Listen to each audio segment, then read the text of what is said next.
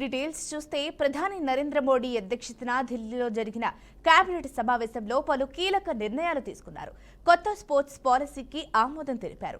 దేశవ్యాప్తంగా క్రీడా మౌలిక సదుపాయాలతో పాటు క్రీడాకారుల సమగ్ర అభివృద్ధికి దిశానిర్దేశం చేశారు. అంతేకాకుండా research, development and innovation scheme కు ఆమోదం లభించింది. 1,00,000 కోట్ల రూపాయలతో కార్పస్ ఫండ్ ఏర్పాటు చేయాలని నిర్ణయించారు.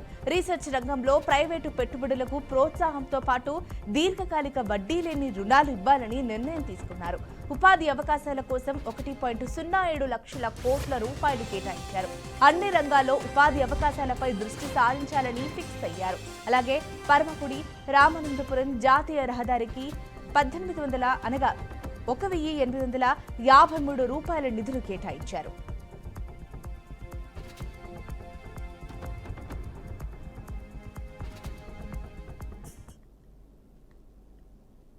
భారత నౌకాదళంలోకి యుద్ధ నౌక ఐఎన్ఎస్ తమాల్ను ప్రవేశపెట్టనున్నారు.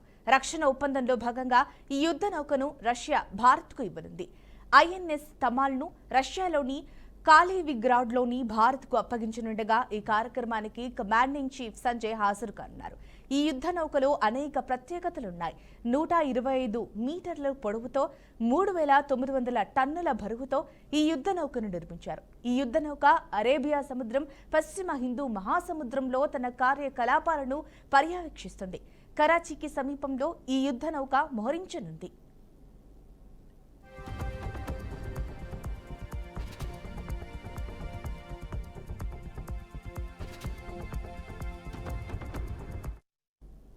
ఈ నౌక భూమి, సముద్ర లక్ష్యాలను ఛేదించగల సామర్థ్యం కలిగి ఉంది. ఐఎన్ఎస్ తమాల్ కీలక వ్యవస్థలలో అలాగా SHTIL vertical launch air defence system కూడా ఒకటి. ఇందులో vertical launch short range air to air missile మరియు medium range surface to air missile ఉన్నాయి.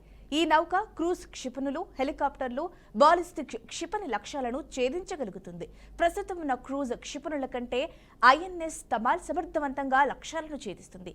దీనిని కరాచీ సమీపంలో మోహరించడం ద్వారా శత్రు దేశం నుండి మరింత రక్షణ పొందవచ్చు.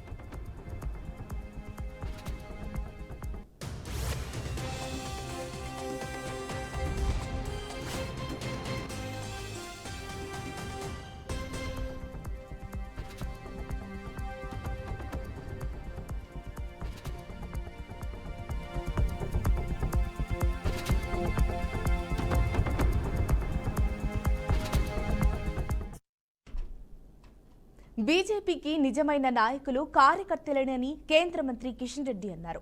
అధ్యక్షులుగా ఎవరున్నా పార్టీకి వెన్నుముక్క కార్యకర్తలేనని తెలిపారు. 14 కోట్ల మంది సభ్యులు కలిగిన బీజేపీ పార్టీలో సభ్యత్వం కలిగి ఉండటం పూర్వజన్మ సుకృతంగా భావిస్తున్నారని స్పష్టం చేశారు. ఎవరు అధ్యక్షులుగా ఉన్నా ఐకమత్యంతో, అంకిత భావంతో పనిచేయాల్సిన అవసరం ఉందని కిషన్ రెడ్డి పార్టీ నేతలకు దిశానిర్దేశం చేశారు. తెలంగాణలో పార్టీని అధికారంలోకి తీసుకురావడమే ఏకైక లక్ష్యమని కార్యకర్తలకు పిలుపునిచ్చారు.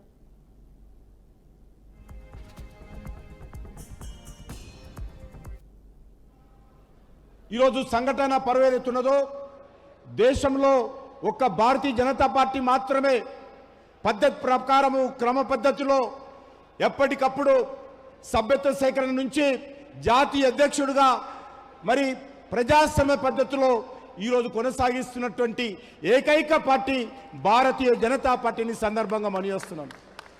అంతేకాదు ఈరోజు ప్రపంచంలోనే భారతీయ జనతా పార్టీ అత్యధికమైన సభ్యులు కలిగినటువంటి పార్టీగా ఈరోజు మనం ఎదిగాం. ఈరోజు మనకు పార్టీ కార్యకర్తలే మన నాయకులు. రాష్ట్ర అధ్యక్షుడుగా నేనున్నా, లక్ష్మీనారాయణ గారు ఉన్నా, ఇంకెవరున్నా, అందరున్నా కూడా ఈ పార్టీకి ఎవరు లీడర్స్ అంటే పార్టీ కార్యకర్తలే నిజమైనటువంటి నాయకులు అనే విషయాన్ని ఈ సందర్భంగా మనయోస్తున్నాను. పార్టీ కార్యకర్తల మన పార్టీకి వెన్నెముక. పార్టీ కార్యకర్తలే ఈరోజు పార్టీని అన్ని కష్టాల్లో, ఇబ్బందుల్లో ముందుకు నడిపించేటువంటి వాళ్ళే పార్టీ కార్యకర్తలు. కాబట్టి పార్టీ ఎందుకే ఈరోజు దేశంలో క్యాడర్ బేస్డ్ పార్టీగా నంబర్ 1 పార్టీగా ఉన్నటువంటి భారతీయ జనతా పార్టీలో మనమందరము ఇంత పెద్ద కుటుంబంలో ఈరోజు 14 కోట్ల మంది సభ్యులు కలిగినటువంటి కుటుంబంలో మనమందరము సభ్యులుగా చేరడము మన పూర్వజన్మ సుకృతమో గర్వపడాల్సినటువంటి అంశమని మనం చేస్తున్నాను. ప్రపంచంలో 14 కోట్ల మంది కలిగినటువంటి సభ్యులు కలిగినటువంటి పార్టీ ప్రపంచంలో ఏదీ లేదు. ప్రతి భారతీయుడు 140 కోట్ల మంది ప్రజలు గర్వపడాల్సినటువంటి అంశము. ఎందుకంటే భారతదేశానికి చెందినటువంటి పార్టీ ప్రపంచంలో నెంబర్ 1 కావడము ఒక్క భారతీయ జనతా పార్టీ కార్యకర్తలే కాదు, ప్రతి భారతీయుడు గర్వపడాల్సినటువంటి అంశమని ఈ సందర్భంగా మనం చేస్తున్నాను. భారతీయ జనతా పార్టీ బీజేపీలో కొత్త పాత అనే తేడా లేకుండా అందరూ కలిసి పనిచేయాలని నూతన అధ్యక్షుడు ఎన్ రామచంద్రారావు అన్నారు. ఇవాళ మన్నెగూడలో నిర్వహించిన కార్యక్రమంలో బీజేపీ తెలంగాణ రాష్ట్ర అధ్యక్షుడిగా ఎన్ రామచంద్రారావు ఎన్నికైనట్లు ఆ పార్టీ కేంద్ర ఎన్నికల రిటర్నింగ్ అధికారి కేంద్ర మంత్రి శోభకర్లదార్జ అధికారికంగా ప్రకటించారు. ఈ నేపథ్యంలో నూతన అధ్యక్షుడు ఎన్ రామచంద్రారావు కీలక వ్యాఖ్యలు చేశారు. పార్టీలో కొత్త పాత అనే పంచాయతీ లేదని తెలిపారు. నది ప్రవహించాలంటే కొత్త నీరు రావాల్సిందేనని రామచంద్రారావు స్పష్టం చేశారు. పార్టీ పెరిగిందనే విషయాన్ని కూడా నేను చెప్తాను. ఎందుకు పెరిగిందంటే నల్గొండ జిల్లాలో మైసయ్య గౌడ్ అనేటటువంటి ఒక భారతీయ జనతా పార్టీ కార్యకర్తని నెక్సలైట్ రోడ్డు మీద తీసేసి గ్రామానికి పోతే పార్టీ పని మీద తను చంపడం జరిగింది. అనేక మంది కార్యకర్తలు ఉస్మానియా విశ్వవిద్యాలయంలో కృష్ణవర్ధన్ రెడ్డి అయితేంది, మే చంద్రారెడ్డి అయితేంది, అనేక మంది కార్యకర్తలు ఈరోజు అక్కడ బలిదానం చేశారు. అక్కడ నెక్సలైట్ తూటాలకు వాళ్ళు బలయ్యారు. అక్కడ వేదిక మీద ఉన్నటువంటి ఒక మనోహర్ రెడ్డి గారు కానీ, కాసం కానీ, అదేవిధంగా దుగ్గాల ప్రదీప్ కుమార్ కానీ, ఉస్మానియా విశ్వవిద్యాలయ చదువుతున్న సమయంలో మన ధర్మారావు గారు కానీ, నేను కానీ, మీ అందరం కూడా నెక్సలైట్ల ఒక బాధ్యతలు. నెక్సలైట్లతో మేము పోరాడినాం. యూనివర్సిటీస్లో పోరాడి ఏబీవీపీని అక్కడ గెలిపించి ఈ రోజు కూడా ఏబీవీపీ అడ్డాగా ఈరోజు ఉస్మానియా విశ్వవిద్యాలయం కానీ, కాకతీయ విశ్వవిద్యాలయాలు ఉన్నాయి. దానికి కారణం ఏంటంటే కేవలం కమిట్మెంట్ టువర్డ్స్ ఆర్గనైజేషన్. ఈరోజు Bharatiya Janata Party it's a cadre based party. Bharatiya Janata Party is also mass based party. Bharatiya Janata Party is ideological based party. మన సిద్ధాంతాన్ని మనం మర్చిపోలేం, మన క్యాడర్ని మనం మర్చిపోలేం. ఈ రెండు కలిసి మనం మాస్లో పోదాం. అప్పుడే ఈ మాస్ బేస్డ్ పొలిటికల్ పార్టీ అవుతుంది. మాస్ బేస్డ్ పొలిటికల్ పార్టీ అయినప్పుడు తెలంగాణలో మనం భారతీయ జనతా పార్టీ పతాకాన్ని ఎగిరియాలంటే, గోల్కొండ కిలా మీద బీజేపీ జెండా ఎగిరియాలంటే, కాసార్ జెండా ఎగిరియాలంటే మన కార్యకర్తలు ప్రతిరోజు కష్టపడి మనం పార్టీ కోసం పనిచేయాల్సిన అవసరం ఉంది మిత్రులారా. ఇంతమంది ప్రశ్న వచ్చింది, కొత్త పాత కొత్త పాత అని. కొత్త లేదు పాత లేదు మిత్రులారా. మన ఇంట్లో పాప పుట్టినా, అమ్మాయి పుట్టినా, బాబు పుట్టినా పుట్టిన రోజు నుంచే మన కుటుంబ సభ్యులు.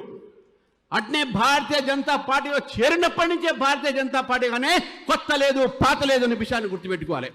ఎవరైనా సరే కొత్త పాత విభేదాలు తీసుకుని వస్తున్నారంటే అది పార్టీ శ్రేయ కోసం కాదనే విషయాన్ని గుర్తుపెట్టుకోవాలి.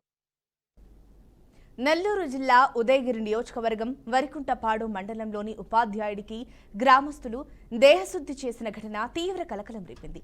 తూర్పు బోయమడుగు గ్రామంలో టీచర్గా పనిచేస్తున్న వెంగయ్య ఆడపిల్లల పట్ల అసభ్యంగా ప్రవర్తించాడు. సమాచారం అందుకున్న గ్రామస్తులు ప్రశ్నించడానికి వెళితే మీ పిల్లల్ని నేను తాకలేదు, సంతోషించండి అంటూ హేళనగా స్పందించారు. దీంతో విద్యార్థినుల తల్లిదండ్రులు టీచర్ వెంగయ్యను చితకబాదారు. ఈ క్రమంలో వెంగయ్య గోడ దూకి పారిపోయాడని తెలిసింది. సో ఈ సంఘటనకు సంబంధించి గ్రామస్తులైతే ఈ విధంగా స్పందించారు. ఇలాంటి కీచక ఉపాధ్యాయులపై కఠిన చర్యలు తీసుకోవాలని గ్రామస్తులు డిమాండ్ చేశారు.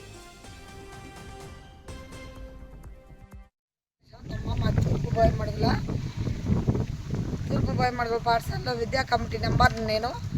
ఈరోజు వెంగయ్య సార్ అనే అతను ఎస్టీ అమ్మాయిని ఒక అమ్మాయిని తీసుకొని పోయి గందరగోళం అయి ఉంటే మేము పేరెంట్స్ అడగడానికి వెళ్ళాము. వెళ్తే మీ పాపం దేశం బాలేదు సంతోషించండి అని మా మేము కలబడి మమ్మల్ని ఇనప రాడ్లు తీసుకొని పొడవ పోయేసరికి గ్రామస్తులందరూ గలబా చేశారు.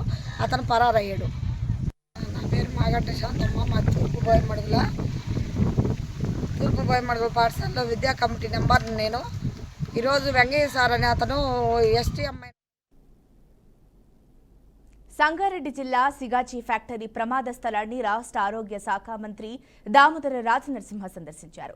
శిథిరాల తొలగింపు సహాయక చర్యలు కొనసాగుతున్న నేపథ్యంలో మంత్రి అధికారులతో సమీక్ష నిర్వహించారు. బాధితులను తక్షణమే రక్షించేందుకు అన్ని చర్యలు తీసుకోవాలని అధికారులకు సూచించారు. ప్రజల ప్రాణాలను రక్షించడం ప్రథమ కర్తవ్యమని మంత్రి అన్నారు. అవసరమైన అన్ని వైద్య సేవలు, అంబులెన్స్లు, అత్యవసర చర్యల కోసం సంబంధిత శాఖలతో సమన్వయం చేయాలని మంత్రి దామోదర రాజనరసింహ ఆదేశించారు.